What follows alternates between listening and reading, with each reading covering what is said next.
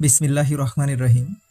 প্রিয় দর্শকবৃন্দ, আজকের আলোচনার বিষয় সৎ কাজের পুরস্কার, অর্থাৎ নেক আমলের ফলাফল।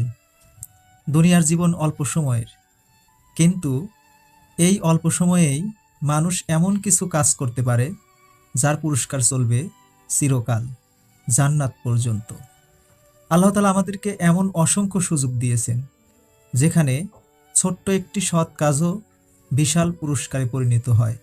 আল্লাহ তাআলা বলেন, যে কেউ অনুপরিমাণ সৎ কাজ করবে সে তা দেখতে পাবে, আর যে কেউ অনুপরিমাণ মন্দ কাজ করবে সে তাও দেখতে পাবে।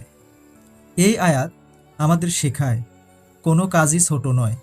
আল্লাহ তাআলা প্রতিটি সৎ কাজের মূল্য দেন, যত ক্ষুদ্রই হোক না কেন। আরেকটি আয়াতে বলা হয়েছে, যে ব্যক্তি ঈমান আনে ও সৎ কাজ করে আমি তার আমল বৃথা যেতে দেব না, নিশ্চয়ই আমি তার জন্য জান্নাত প্রস্তুত রেখেছি।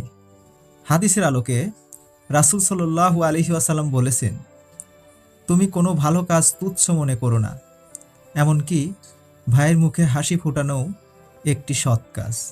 মুসলিম শরীফ।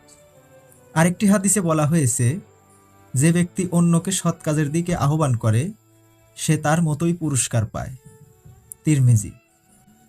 চিন্তার বিষয়, আমরা প্রতিদিন অনেক সময় অপচয় করি, কিন্তু যদি সেই সময় সামান্য দান, কারো মুখে হাসি, কাউকে সাহায্য বা নামাজে ব্যবহার করি, তাহলে সেই আমল আমাদের জন্য জান্নাতের দরজা খুলে দিতে পারে।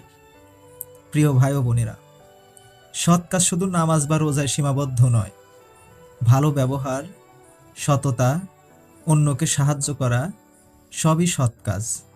আসুন আজ থেকেই চেষ্টা করি প্রতিদিন অন্তত একটি নেক আমল করার।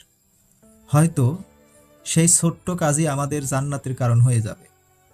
আল্লাহ তাআলা আমাদের সবাইকে নেক আমল করার তৌফিক দান করুন। আমিন। আসসালামু আলাইকুম ওয়া রাহমাতুল্লাহি ওয়া বারাকাতুহু।